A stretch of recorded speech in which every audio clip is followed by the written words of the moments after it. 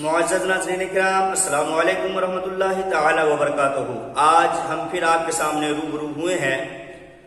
کچھ باتیں محمد شہاب بھائی کے متعلق بھی بیان کرنی ہیں اور اس کے ریلیٹڈ ہم خانہ کعبہ کا جو حجر اسود ہے اس کی فضیلت بھی ہم آج بیان کریں گے، اور خانہ کعبہ پیدل چلنے والوں کے لیے کتنا ثواب اللہ تبارک و تعالیٰ نے لکھ رکھا ہے وہ بھی آج بیان کریں گے۔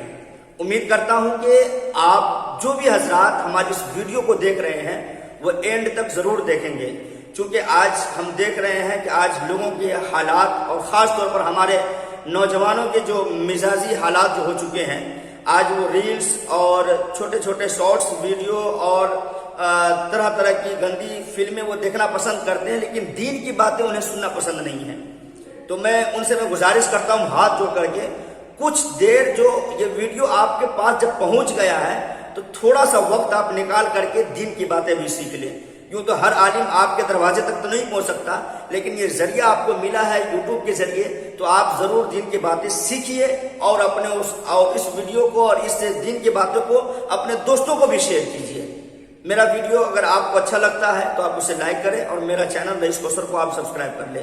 آئیے ہم بلا کسی تاخیر کے ہم ویڈیو کو شروع کرتے ہیں۔ سب سے پہلے ہم جانتے ہیں کہ خانہ کعبہ کا حج کرنا، وہ بھی پاؤں پیدل، اس میں کتنی نیکیاں ہیں۔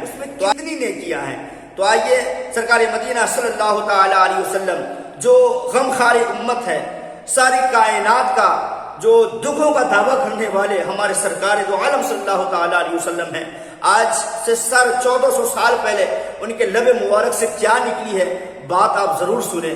سرکار مدینہ صلی اللہ تعالی علیہ وسلم ارشاد فرماتے ہیں کہ جو بندہ خدا ہر سے پاؤں پیدل خانہ کعبہ کا حج کرنے کے لیے تشریف لایا اور جو پاؤں پیدل اپنے گھر کو واپس لوٹا، سرکار دو عالم صلی اللہ تعالی علیہ وسلم ارشاد فرماتے ہیں کہ اس کے ہر ایک قدم پر اللہ تبارک و تعالی 700 نیکیاں عطا فرماتا ہے۔ اللہ اکبر۔ بلا بتائیں کہ ہمارے محمد شہاب بھائی جو کیرل کے سرزمین سے 8640 کلومیٹر کا سفر طے کیا ہے، بتائیں کہ ان کے ہر ایک قدم پر کتنی نیکیاں ان کو لکھی جائے گی۔ کاش کہ یہ جذبہ ہم مسلمانوں کو بھی ہوتا۔ اور محمد شہاب بھائی نے ایک پیغام دیا ہے، وہ پیغام کیا ہے میں بتا دوں آپ کو۔ پیغام یہ ہے کہ انہوں نے کہا ہے کہ جب میں پاؤں پیدل اپنے وطن سے خانہ کعبہ کا حج کرنے کے لیے جا سکتا ہوں، میرے بھائیوں کیا آپ اپنے گھر سے مسجد تک چل کر کے نہیں جا سکتے ہیں نماز پڑھنے کے لیے؟ اگر یہ پیغام اگر آپ کو اچھا لگ رہا ہے، دل کو اگر لگی ہے، تو آپ ضرور ان باتوں کو آپ نوٹ کریں اور آج سے ہی آپ اپنے عہد کریں کہ ہم 5 وقتہ نماز باجماعت ادا کریں گے۔ اور آیا ہم حجر اسود کی بھی ایک بات بتا دیتے ہیں۔ حجر اسود جو جنتی پتھر ہے، آپ جانتے ہیں نا حجر اسود کسے کہتے ہیں؟ اگر آپ نہیں جانتے تو آپ موبائل اسکرین پر دیکھ لیں حجر اسود کسے کہتے ہیں۔ جو گناہوں کو چوستا ہے، بندے اسے چومتے ہیں۔ ایک مرتبہ سرکار دو عالم صلی اللہ تعالی علیہ وسلم کے دنیا سے چلے جانے کے بعد، بظاہر دنیا سے رخصت ہو جانے کے بعد، آپ کے اصحاب کرام خانہ کعبہ کا طواف کر رہے تھے۔ کہاں؟ خانہ کعبہ کا طواف کر رہے ہیں۔ تو سب سے پہلے صدیق اکبر اس حجر اسود کے قریب جاتے ہیں اور اس حجر اسود کو اپنے مبارک ہاتھوں سے چومتے ہیں۔ اللہ اکبر۔ اور اس کے بعد کہتے کیا ہے؟ اے حجر اسود، تو نہ فائدہ پہنچاتی ہے نہ نقصان پہنچاتی ہے، تو ایک بے جان پتھر ہے۔ دیکھنے میں تو ایسا ہی لگتا نا، بے جان پتھر ہے۔ تو فرماتے تو نہ فائدہ پہنچاتی نہ نقصان پہنچاتی ہے، لیکن پتہ ہے صدیق کا ہونٹ تجھے چوم رہا ہے۔ اور کس لیے چوم رہا ہے؟ کیونکہ میرے محبوب نے تجھے چوما ہے، میرے نبی نے تجھے چوما ہے۔ یہ بات جیسے ہی تمام صحابہ نے سنا تو آنکھوں سے آنسو جاری ہو گئے، اور پیچھے کھڑے حضرت علی کرم اللہ الوجہ الکریم، داماد پیغمبر ہے، حضرت فاطمہ الزہرا رضی اللہ تعالی عنہ کے شوہر ہیں، آپ کہتے ہیں اے صدیق اکبر گستاخی معاف ہو، یا امیر المؤمنین، یہ جنتی پتھر ہے، میرے محبوب نے چوما ہے، بے شک آپ اسے چومیں، لیکن آپ نے جملہ کہا کہ تو بے جان پتھر ہے، تو نہ فائدہ پہنچاتی نہ نقصان پہنچاتی ہے۔ یا امیر المومنین، یہ پتھر فائدہ بھی پہنچاتی ہے نقصان بھی پہنچاتی ہے۔ صدیق اکبر سمجھ گئے کہ علم کا دروازہ کھل چکا ہے، چونکہ میرے نبی نے کہا تھا نا حضرت علی کے بارے میں کہ اے علی، لوگوں سے کہا کہ میں علم کا شہر ہوں اور میرا علی اس شہر کا دروازہ ہے۔ تو علم کا دروازہ کھل گیا۔ حضرت صدیق اکبر خاموش ہو گئے اور کہا علی فرمائیے، کیا میرے محبوب نے فرمایا تھا یہ پتھر فائدہ پہنچاتی ہے نقصان پہنچاتی ہے؟ کہا ہاں، فائدہ بھی پہنچاتی ہے نقصان بھی پہنچاتی ہے۔ وہ حضرت صدیق اکبر نے کہا وہ کیسے؟ کہا کہ دنیا جب فنا ہو جائے گی نا یا امیر المومنین، ہم لوگ سب دنیا سے چلے جائیں گے، ساری دنیا فنا ہو جائے گی اور محشر برپا ہوگا، قیامت جب برپا کیا جائے گا تو اس جنتی پتھر حجر اسود کو وہاں پر رکھا جائے گا، اور رکھنے کے بعد حجر اسود اللہ تبارک و تعالیٰ اسے کہے گا اے حجر اسود آپ لوگوں کی ایمان کی گواہی دو۔ اللہ اکبر۔ اب وہ حجر اسود کی زبان عطا ہوگی اور حجر اسود وہ گواہی دے گا اے رب ذوالجلال، یہ میری بارگاہ میں آیا تو مجھے چما بھی تھا، مجھے اپنی آنکھوں سے دیکھا بھی تھا، لیکن اس کے اندر میں ایمان کی روشنی نہیں تھی، یہ میرے نبی سے بغض رکھتا تھا، عداوت رکھتا تھا۔ اے میرے رب ذوالجلال، یہ آیا تو تھا لیکن ایمان کی حالت میں نہیں آیا تھا، صرف میری زیارت کیا، مجھے چوما، خانہ کعبہ کا طواف کیا ہے۔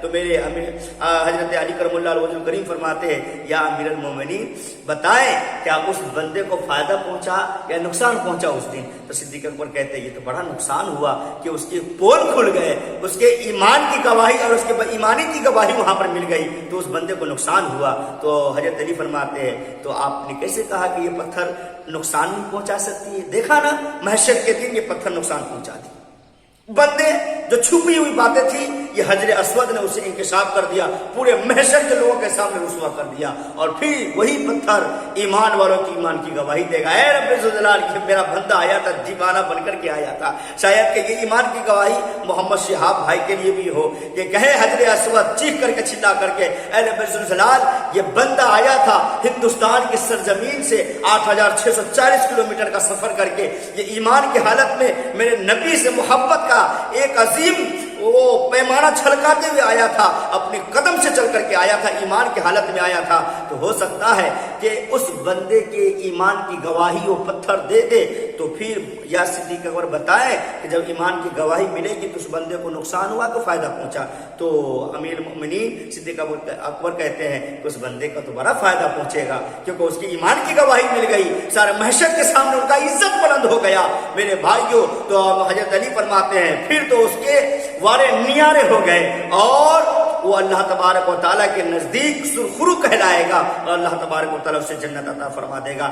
میرے بھائیوں، کیا پتا چلا کہ حجر اسود نقصان بھی پہنچاتی ہے، فائدہ بھی پہنچاتی ہے۔ گویا کہ خانہ کعبہ کے حج کے لیے کوئی ہندو، کوئی کافر، کوئی مشرک تو نہیں جاتا، مسلمان ہی جاتا ہے۔ بات کو یاد رکھنا پڑے گا ہم سبھی کو کہ اس کے درمیان بھی ہم مسلمانوں کے بیچ میں بھی کوئی ایسا بندہ ہے جو بظاہر دیکھنے میں مسلمان ہے، بظاہر دیکھنے میں ایمان والا ہے، لیکن نبی سے بغض و عداوت رکھ کر کے گیا، حجر اسود کو چوما ہے۔ دنیا نہیں جانتی ہے کہ اس ایمان والا ہے کہ کافر ہے، لیکن وہ حجر اسود جان رہا ہے کہ ایمان والا ہے یا کافر ہے۔ میرے بھائیوں، تو ہمیں ایسے ایمان سے اللہ تبارک و تعالیٰ محفوظ رکھے، ہمیں پکا ایمان والا مسلمان بنائے، اپنے نبی سے سچی پکی محبت کرنے کی توفیق عطا فرمائے۔ میرے بھائیوں، یہ آج کی باتیں تھی جو میں نے آپ کے سامنے جو پہنچائی ہے۔ اگر یہ بات اگر آپ کو اچھی لگی تو صدقہ جاریہ کے لیے، خدا و رسول کا واسطہ ہے، صدقہ جاریہ کے لیے آپ اس ویڈیو کو جتنا چاہے آپ اسے خوب شیئر کریں تاکہ یہ دین کی باتیں اور لوگوں تک بھی آپ کے ذریعے پہنچ جائے، اور